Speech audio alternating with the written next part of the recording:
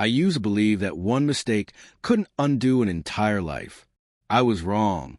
I betrayed the man who had done nothing but love me with his whole heart, the man who stood by me, lifted me up, and built a future around the idea of us.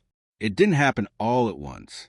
It started with subtle lines being crossed, a playful smile at the office, drinks that lingered too long, rationalizations whispered into my own ears.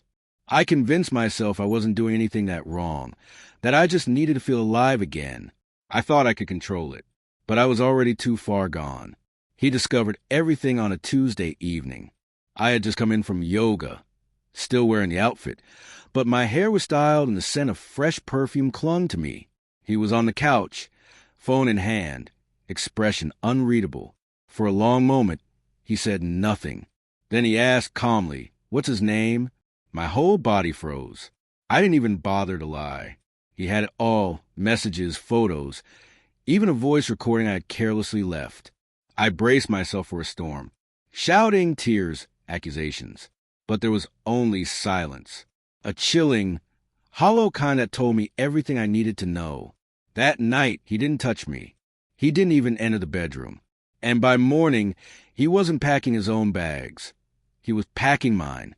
Wordlessly, he moved through the house, removing every trace of me. Every drawer I once called mine, emptied. I pleaded with him, asked for a chance to explain, begged for his anger. Anything but this cold, unshakable quiet. When I finally asked what he was doing, his voice didn't waver. "You wanted freedom, so I'm giving it to you." Over the next several days, I watched as he unraveled our life. He separated our finances, canceled the trip we had planned for our anniversary, returned the necklace he bought me for Christmas. He erased me from the life we had built together with precise, methodical calm. Then came the part that broke me entirely. Without warning, he invited both our parents over for dinner. When I walked in and saw them all at the table, I knew something was coming. He stood up and told the entire story. No embellishment, no cruelty, just the truth, spoken clearly and without shame. My mother cried. His father wouldn't meet my eyes. I felt like I had been peeled open and left exposed, but still he didn't yell. He didn't accuse. He didn't even look angry.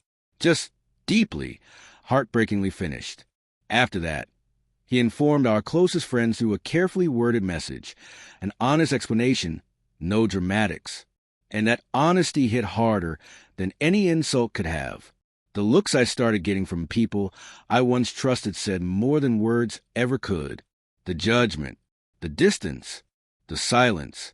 Then he sold our house, fast, at a loss, just to be free of it. "Too many memories," he said when I asked why.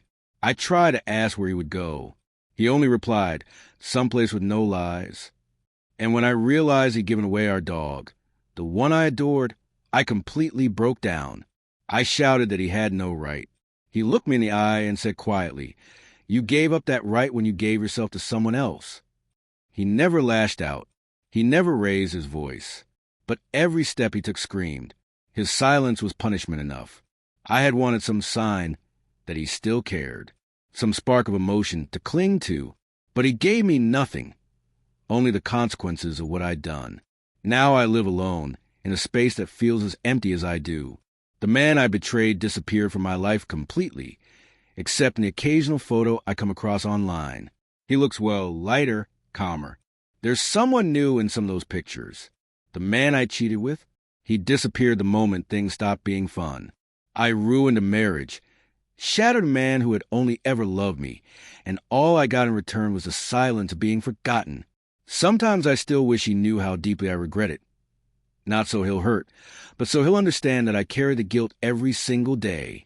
Some people think punishment is loud, slam doors, screaming matches. But the worst kind? It's the silence. The kind where someone walks away and leaves you alone with the wreckage you caused. That's what he did, and it was more powerful than any words ever could be.